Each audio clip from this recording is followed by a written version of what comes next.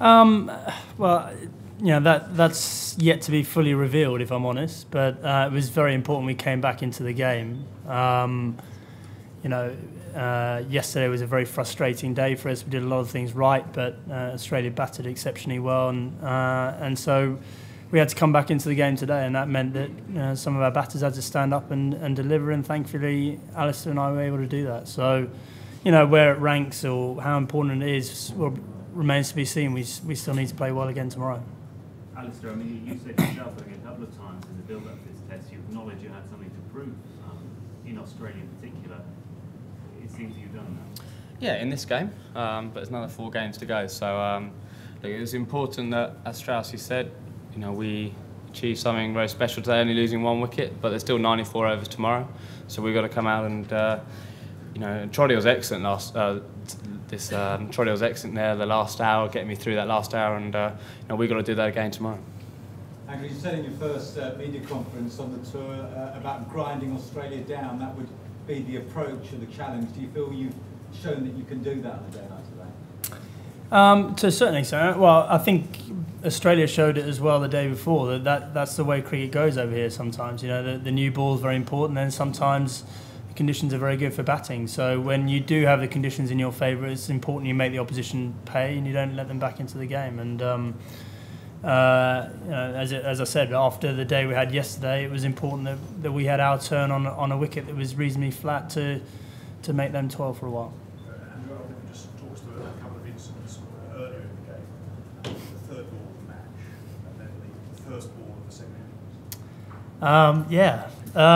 Well, the third ball of the game was that. I mean, that was pretty much as close to as bad as I felt on a cricket pitch, getting out in the first over of such an important Test match. So it wasn't the start I was looking for. But that is this wonderful game of cricket. Sometimes it does remind you that you need to respect the game. So, and the first ball in the second innings, I thought it was a very good leave.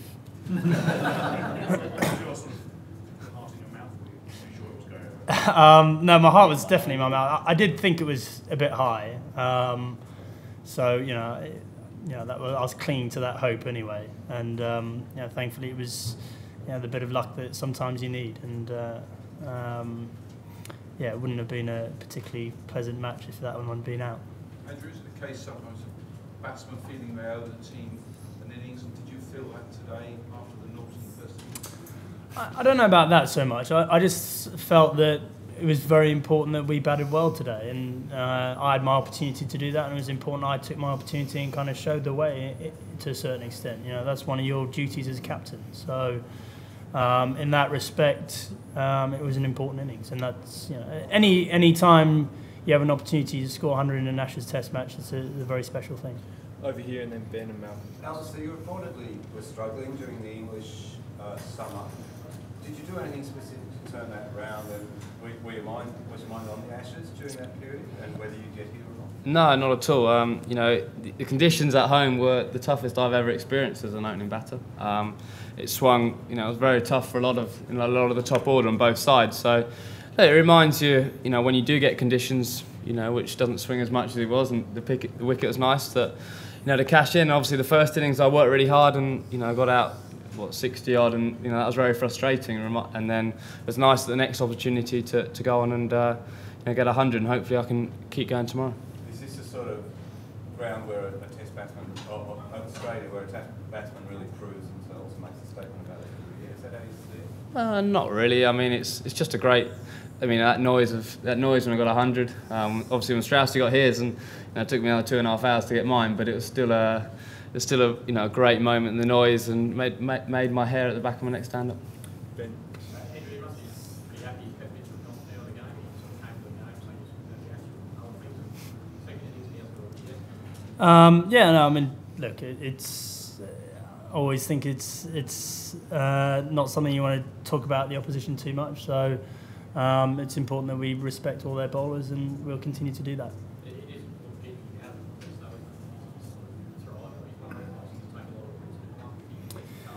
Yeah, and thankfully we were able to do that today. Andrew, when you see, what do you see the possibilities of this game? Do you think that you guys put yourself in a position to win it, or do you think Look, I think we can't look too far ahead at this stage. We've only got a 90-odd run lead, and we need to push on and make sure that we get into a decent position on that final day. So, we're not looking further than the first hour at this stage, and the game generally develops one way or another. So, by lunch, it would be clearer as to where we are and where the game's heading.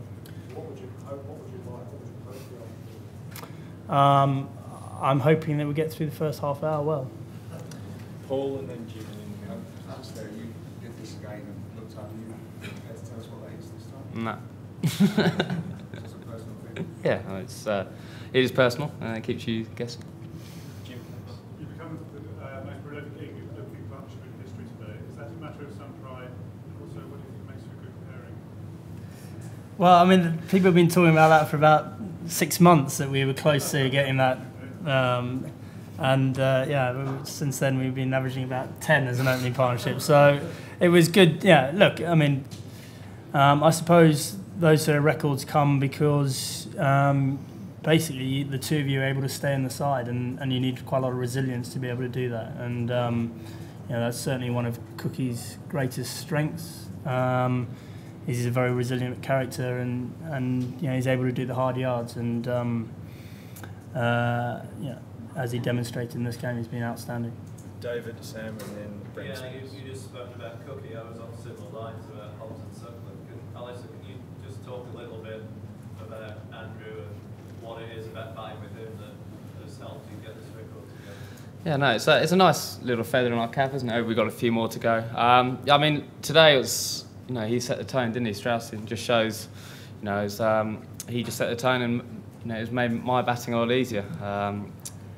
I think we've got a very, we're very similar minded, so I think we suit each other batting out the middle. Do you know what I mean? We don't get too flustered about a lot of things, and we had to keep things quite in perspective when, for example, some balls a really good ball, we can kind of laugh it off and get on to the next one. But yeah, I mean, Strauss's knock today really set the tone. Was a fantastic knock, and it was a pleasure to watch from the other end. Sam. Andrew, how much extra pressure did you feel coming into this innings as a result of what happened in the first innings? And the fact that you were in the field for 150 overs, did that affect your kind of mindset when you went out to bat? As I said, yesterday was a tough day, I think, for all of us, for all sorts of reasons. So that last hour was hard work batting. But I think one of the things you've really got to do in Test cricket generally is not think too much about what's happened and what's going to happen. You just stay in the present as much as possible, and that's a challenge for all of us as batsmen. And thankfully, both Alastair and I were able to do that today. Have you looked extremely annoyed as I've ever seen you on a cricket field when you got out today? You were, weren't you? Yeah, just not the sort of dismissal that we were looking for, quite frankly. So I was very disappointed with myself, both as a batsman and as a captain.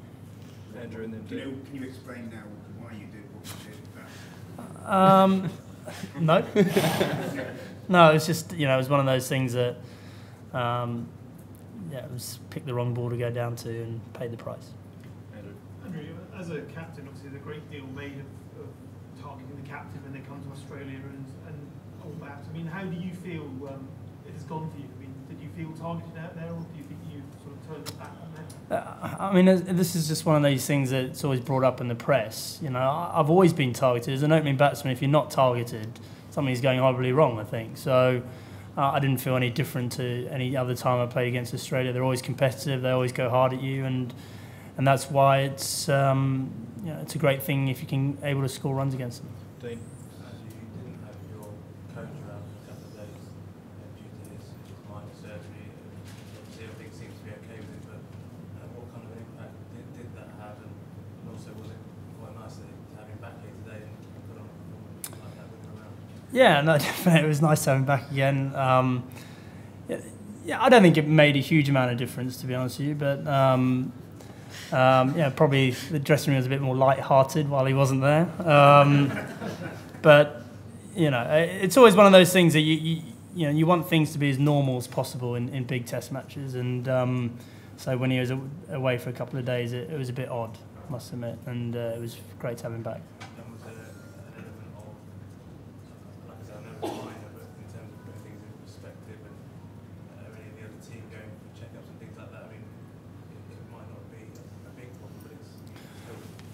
No, definitely. I mean, I think all of us have had a bit of a scare on it, actually. I mean, we did get tested recently, but we may need second opinions on that. I mean, as you say, it does put everything in perspective, and the kind of how quickly Andy had to get this stuff done showed that it's not something to be messed around with. Colin, thanks. England teams in the past in Australia have sometimes crumbled in the sort of situation you found yourself in today. Do you feel you've confirmed to yourselves that you can stand up and have there's no fear factor anymore? Well, I think it's just a case of sticking to what we've done in the past. The last couple of years, we've been a very resilient side, and we need to show that today, and we'll need to show it again on numerous occasions over the coming weeks. Andrew, with the tight turnaround to Adelaide, are you conscious of the fact that it might be helpful to you guys to keep them out of the field as long as possible? I think, as I said, it would be wrong of us to look too far ahead at this stage, and the game's still up for grabs, and we don't bat well tomorrow, then we're giving Australia a chance to get their foot in the door, and we don't want that to happen. Chris, last one, thanks. Andrew, this is your first Test century on Australian soil. I wonder where it ranked in your career. It was very special. I mean, I think it's my fourth Ashes 100, and all of them are incredibly special. They're up there with the best innings I've played. I mean, it's hard to say. Every innings is different. I had a bit of luck, and it wasn't the best technical innings I've ever played, but in terms of importance and whatever, it was up there. Thanks very much.